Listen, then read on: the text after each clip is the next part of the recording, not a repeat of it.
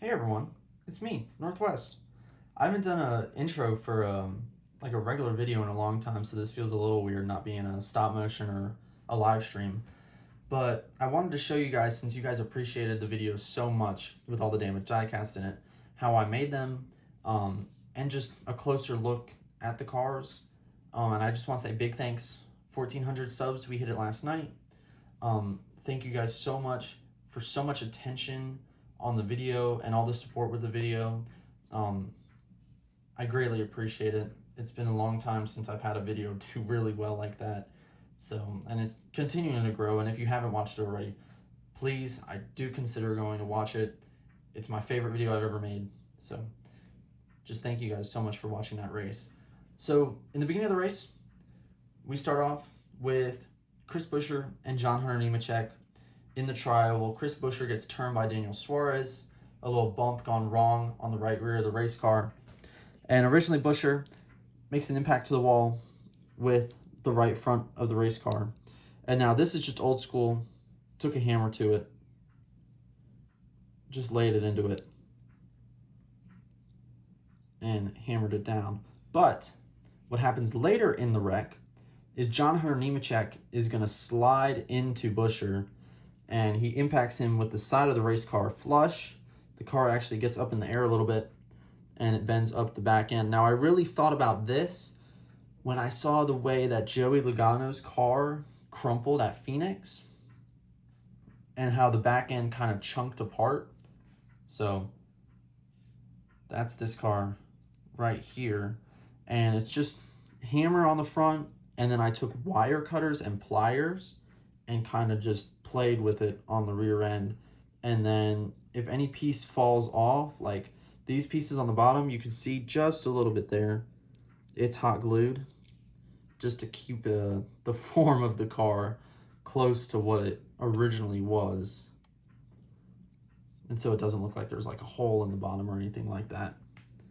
So John Hunter Nemechek, he slides into the wreck, and this is inspired by the Larson and was it Preece? Yeah, Larson and Preece at Talladega, when Larson got sideways and then Preece had nowhere to go and just got into him.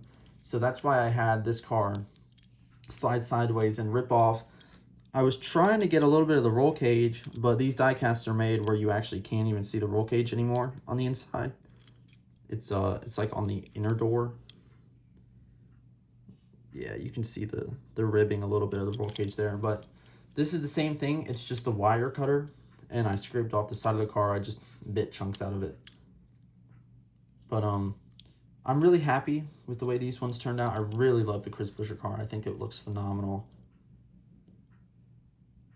And one of you in the comments did point out that this looked like the Larson and Preece crash, which is completely correct. That is what I was going for with this car. And I will play the crash right now. Gibbs still the leader. Joey Logano behind him. Oh, crash! Chris Buescher hard on the outside while John Hunter slides into the wreck. Big damage there, big hit. So the next wreck in the race involved Ty Gibbs, Josh Berry, Bubba Wallace, and Joey Logano, which we saw Joey Logano flip over in the race. We saw him take a huge tumble, which I'll play right now. 4 is the 21 into the 22 of Joey Logano. Josh Berry, and he's sideways, upside down goes Joey Logano, up into the air, upside down, tumbling down the back straightaway. Huge damage to the 22 car.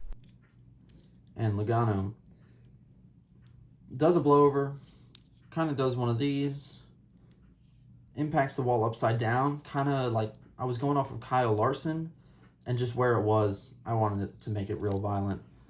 See the windshield cracks, hits the rear end, rolls back over, and Logano ends up littered in the grass. This is all wire cutter. No pliers, no hammer, just wire cutter and hot glue to glue these little chunks back onto it. It does say sheesh here. I swapped the EL and the shell on accident. I didn't really realize while I was making it, but I think it's kind of funny. Tire mark from Ty Gibbs. That's where he made an impact with Logano. And just some random damage on the hood from the car rolling over. These cars are really durable when they flip, so I didn't really do a lot of crumpling like I would have done with a Gen 6. But I think it looks like it flipped over. So the next big crash in the race was the big one. As well. Oh, Cindric goes huge around. crash. Huge hit.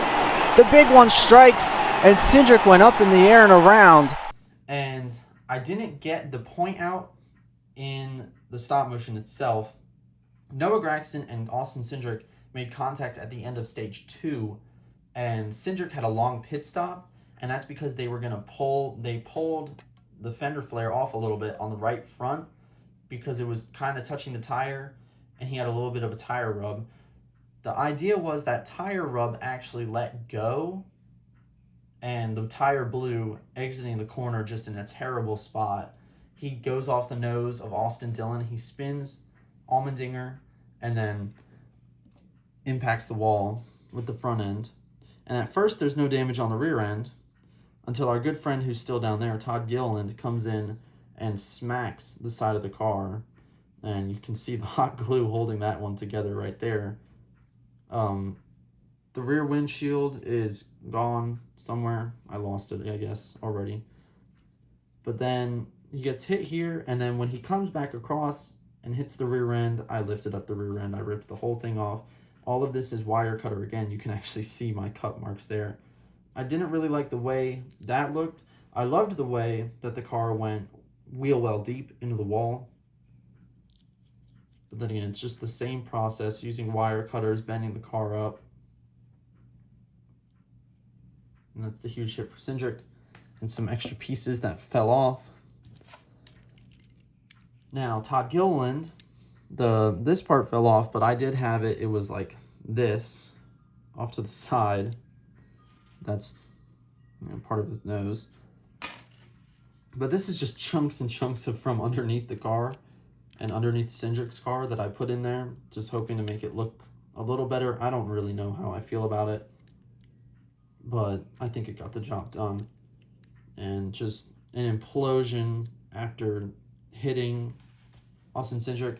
This wreck was inspired off of Noah Gragson in that Daytona night race that went to like 1 a.m. almost in 2022, when Gragson got spun off the nose of Allmendinger, and then Landon Castle in that Voyager machine ended up hitting into Noah Gragson. And that's just where the inspiration for this one came. I kind of wish I didn't have him spin and get stuck to Cindric. I wish I had him keep going and go to the inside wall or something like that. But it worked out fine. I loved the wreck, and I hope you guys liked it too. Then Corey LaJoie, who was in a Daniel Suarez car, but it's the 99. He had a pretty hard hit on the inside wall during the same wreck, trying to avoid what was the 16, I believe, or it might have been the 3. But this is just wire cutter right here and right here. I pull the nose off. I bend it a little bit. I kind of flare it out with the pliers and the wire cutter. And then I push it up and make it so the hood is flared up. And I think it does itself justice to look like a car that's hit the inside wall, especially at the angle he hit it.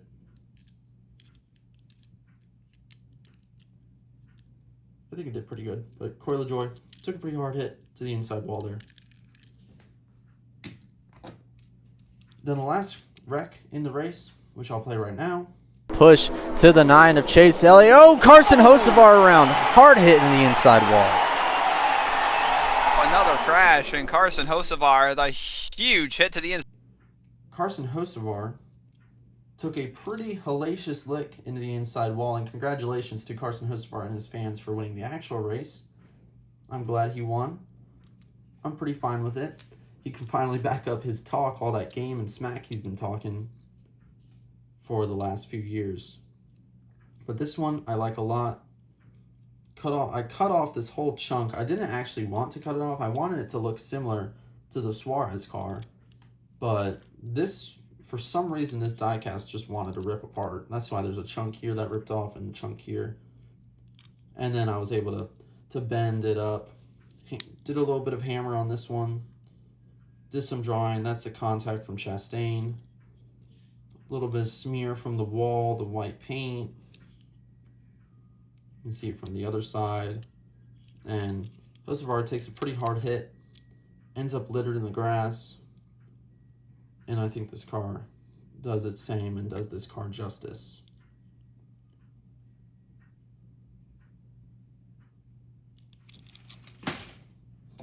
But that's all the 7 cars in the race that had damage. I did want to do more, but we all know Authentics are never at any stores. I looked at Walmart, I looked at Target, I looked at 3 different Targets, 3 different Walmarts, Cracker Barrel, just the whole 9 yards, looking for extra diecast, and was not able to find any for these cars.